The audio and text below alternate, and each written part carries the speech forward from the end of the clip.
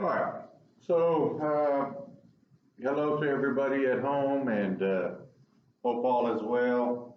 So we are, at, everybody's disconcerting at this point. I'll do my best to, because I don't have any students in here to ask questions to. So we'll go through this.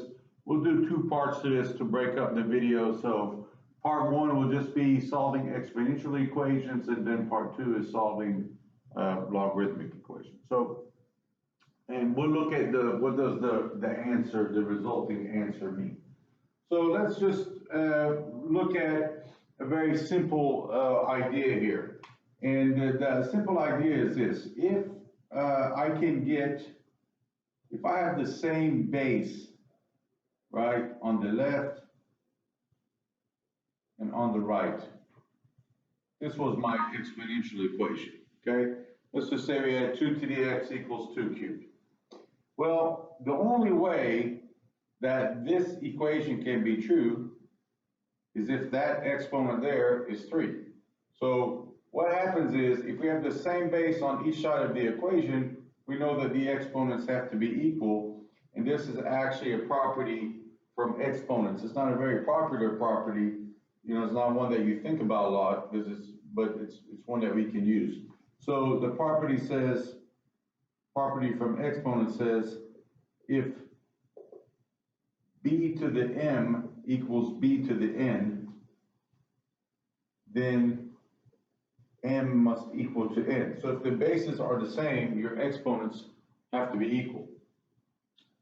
So I've solved that exponential equation really with not doing much work. We're just thinking about it, common sense. But let's think about the meaning of this answer. So what does x is 3 mean? So if I wrote this problem differently, 2 cubed is 8. So maybe that's the problem, right? 2 to the x is 8, solve for x, okay? What I want you to understand is there's two meanings to this answer. Okay, there's two meanings. One is, we can look at it graphically.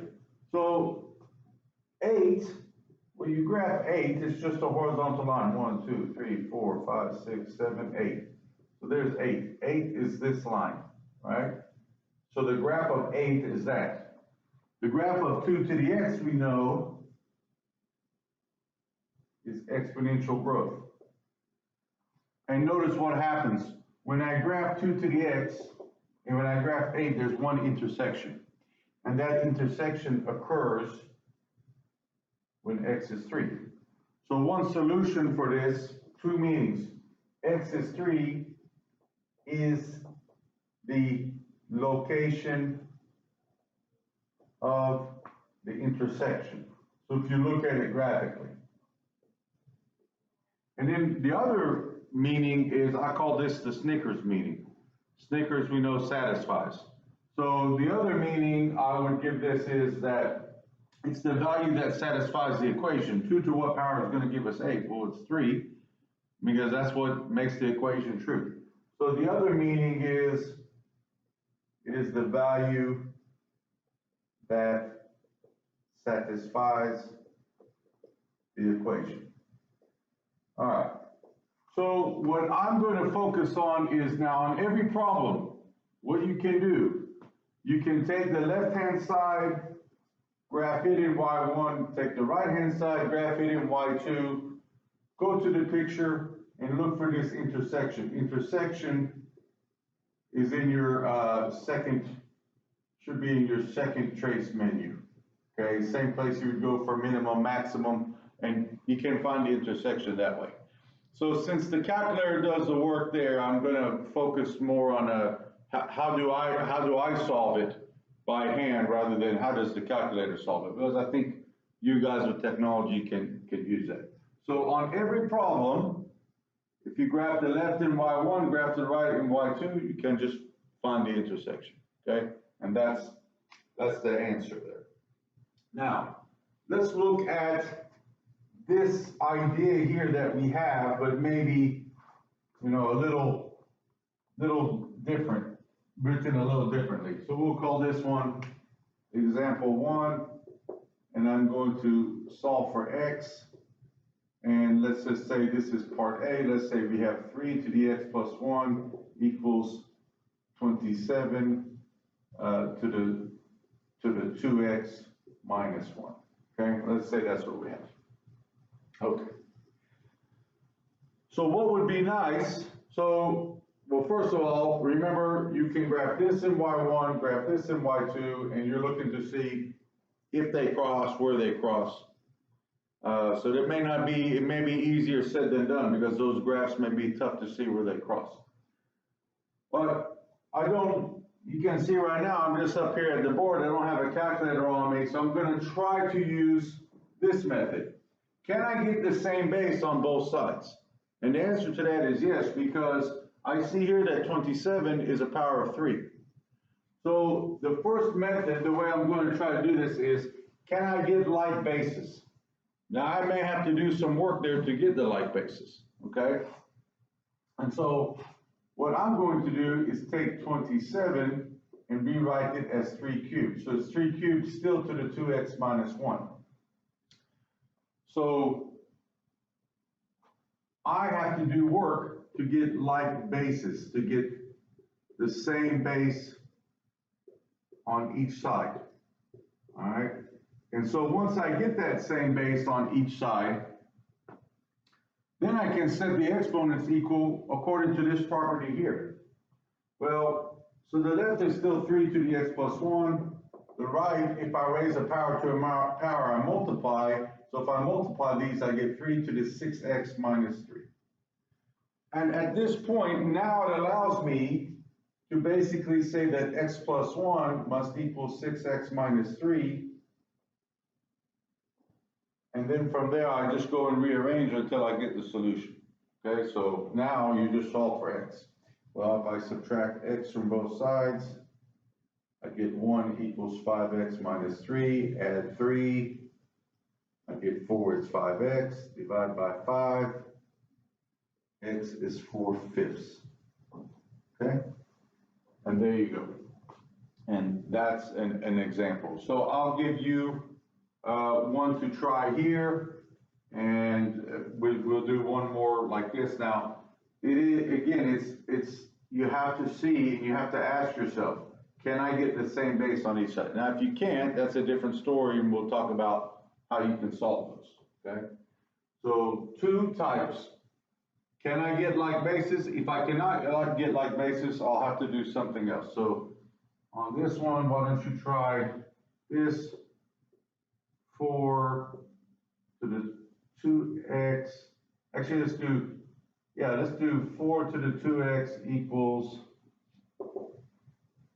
32 to the x minus 5. All right, so I'll give you a second. At this, what I will do, what I would ask you to do is pause your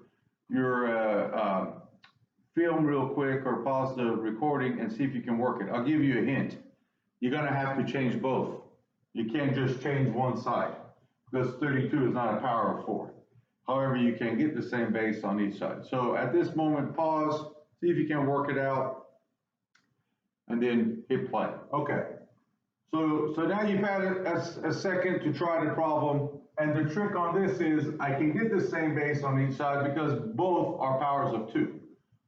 4 can be written 2 squared, and 32 can be written 2 to the 5th. And notice that when I'm substituting in, I'm putting parentheses because my exponent now has to change, because when I substitute 4, it's 4 to the 2x, which now becomes 2 squared to the 2x, and that tells me power to a power. I multiply, so I get 2 to the 4x equals to 2 to the 5x minus 25. How do I get 5x minus 25? Well, I've got to multiply those two. All right, and now I'm at the point where I have the same base on both sides. Okay, same base.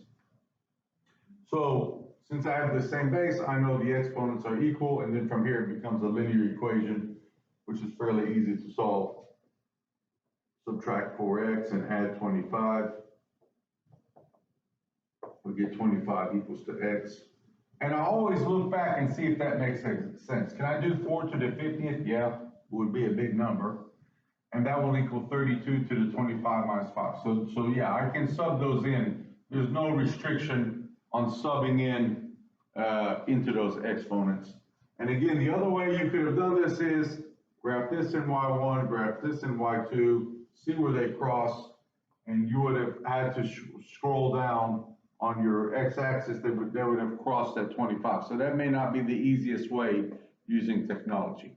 So I'm showing you the analytical method for solving when we can get the same base on both sides. Now, let's say I cannot get the same base. Let's go back to our problem here where we know the answer is 3, where we had 2 to the x equals to 8. If I change that one slightly, that second number, instead of an 8, I make it a 9. Now I cannot use the method that we've been working with the same base on both sides. So on example 2, we're still going to solve for x.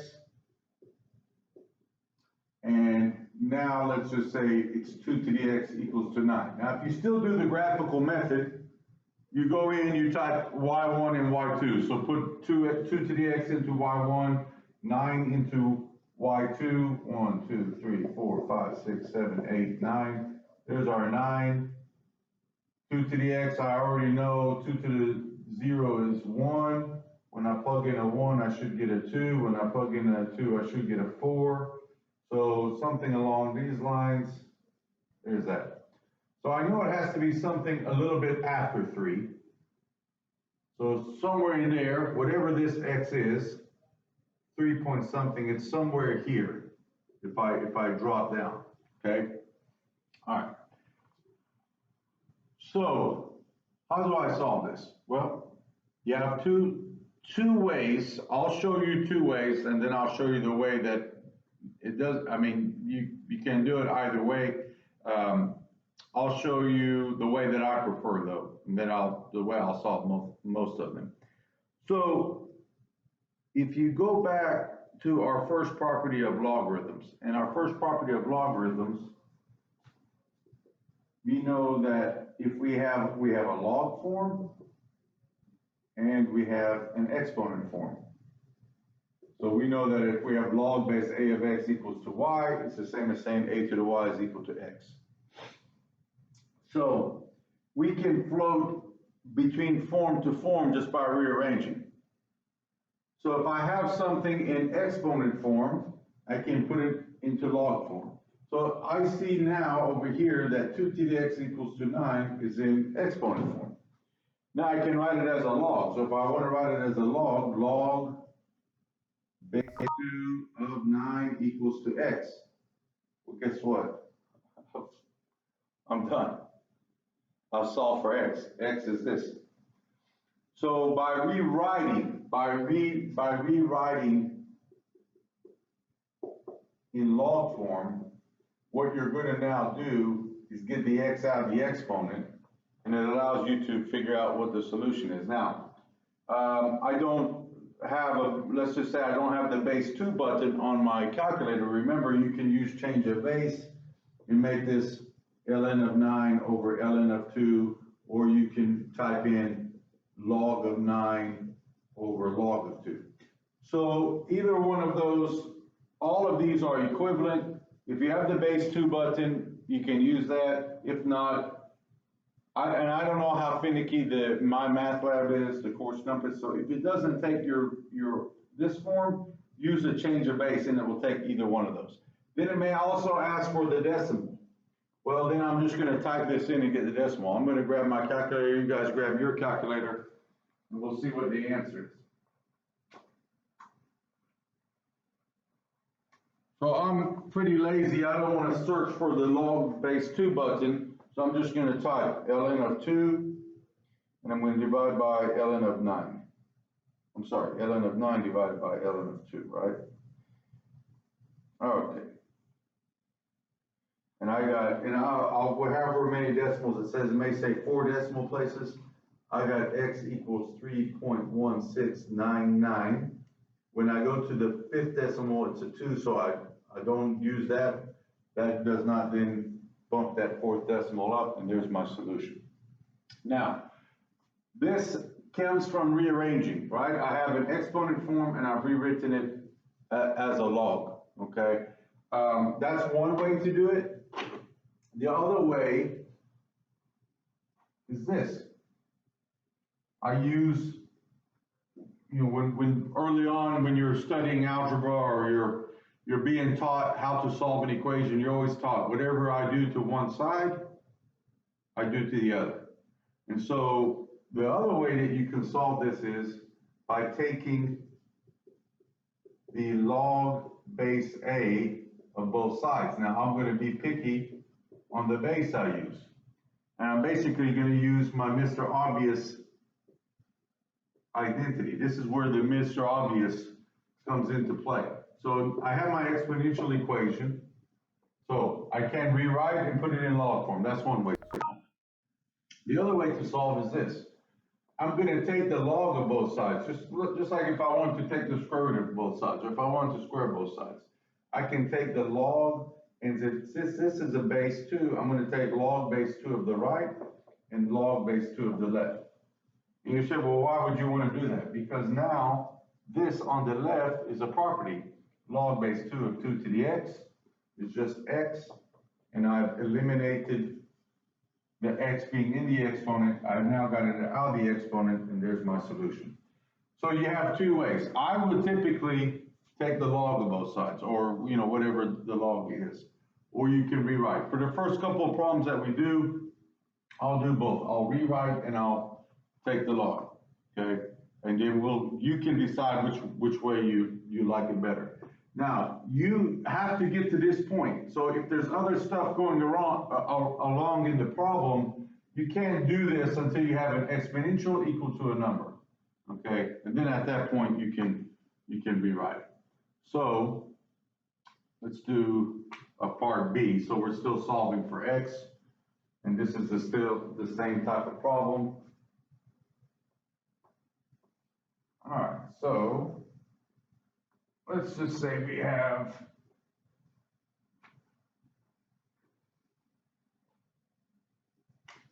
part B, 7 times 3 to the x plus 1 to the x plus 1 minus 1 equals to 13. Okay, let's just say that's what we have. We're going to solve for x there, and then let's say we have 3e to the 4x equals to 18. Okay, those are two exponential equations. Now again, remember, at any point, if you wanted, you could plug all of that into y1, plug that into y2, and look for the intersection. All right, but I'm not going to do that. It's going to be hard for you to see my calculator screen, even if I did. So I'm going to go through, and how do I solve this? I don't think I can get a base 3 over here. So I'm going to start moving the numbers around until I have just an exponential part and a number here. So I'm going to try to get it of the form, the exponential part equal to a number. So the first thing I'm going to do is, when I'm working these, is if I'm looking at my steps for solving an exponential equation, my step 1 is I'm going to isolate the a to the x. Whatever is my exponential part, I'm going to isolate that first. So I'll do the math here. So if we just scooch down here and rewrite our problem here on part B. So the first thing I'll do is I'll add the 1. So I'm going to try to isolate this part here. Okay, 7 times 3 to the x plus 1 equals to 14. And I don't want that 7 in front, so I'm going to divide by 7. So now I have 3 to the x plus 1 equals to 2. Okay, so there's that. All right. So now I've isolated. Now as soon as you isolate, now you can either rewrite in log form or take log base A of both sides. Remember, whatever you do to one side, you do to the other. So either way, so if I want to write this as a log, remember our log property was if we have a to the y equal to x, we can write it log base a of x equals to y. It can be rewritten like that. So 3 to the x plus 1 equals to 2 means I can say log base 3 of 2 equals to x plus 1. So in rewriting it as a logarithm, I can then now isolate x by subtracting the 1 log base 3 of 2, then minus a 1. Now this 2 is inside the log, and you could type that in. I would have to do, if I do change the base, I would do ln of 2 over ln of 3 minus 1. So let me just type that in real quick and see what the decimal, and we'll round our decimal to 4 places. So I have ln of 2 over ln of 3, and then minus 1 to that answer. I got negative 0.3691. So x is negative 0.36, technically 907, but I'm going to make it 91. There's my solution. Okay. All right, that's if what did I do? I rearranged, okay? So the other way that I could have done this, right, instead of rearranging it, 3 to the x plus 1 equals to 2, I'm going to do log base 3 of the left and log base 3 of the right. And now the whole left-hand side is the Mr. Obvious. I had Mr. Obvious up here somewhere. Log base a of a to whatever is that whatever. So the left-hand side becomes x plus 1. And there's that, and then I can subtract 1 from both sides, same idea, and I get this. I prefer this. It fits my eyes better because the left-hand side stays the left, the right-hand side stays the right. Whatever I do to one side, I do to the other. I prefer to use that method, okay? You don't have to. All right. So either, and then again, of course, your last step is, I still needed to isolate x. So my third step is just on this is then I'm isolating x. Those are my steps. Isolating a to the x, either put it in log form or take the log of both sides, then isolate your x. Okay?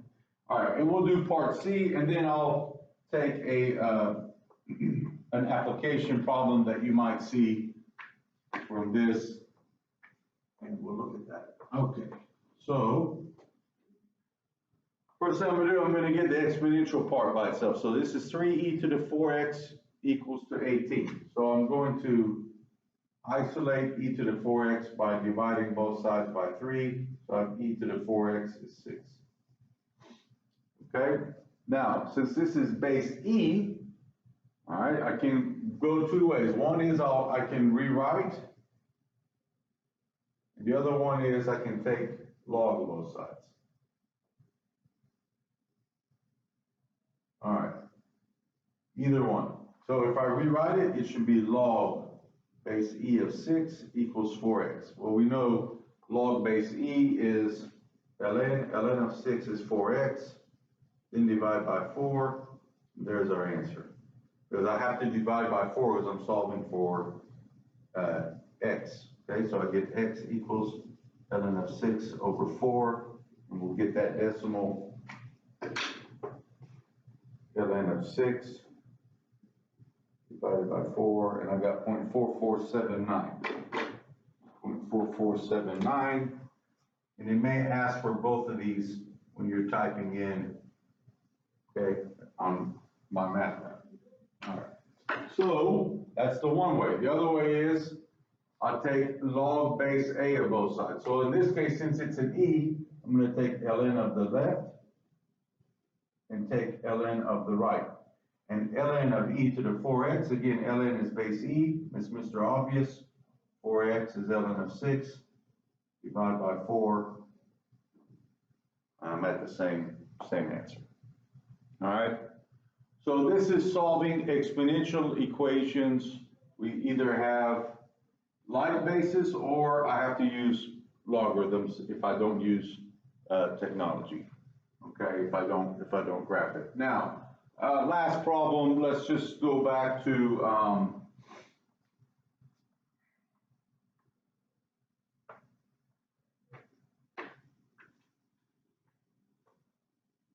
maybe an application problem here where I'll need log. So let's say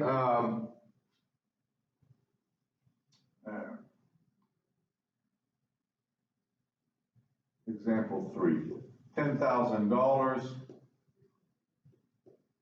is invested in an account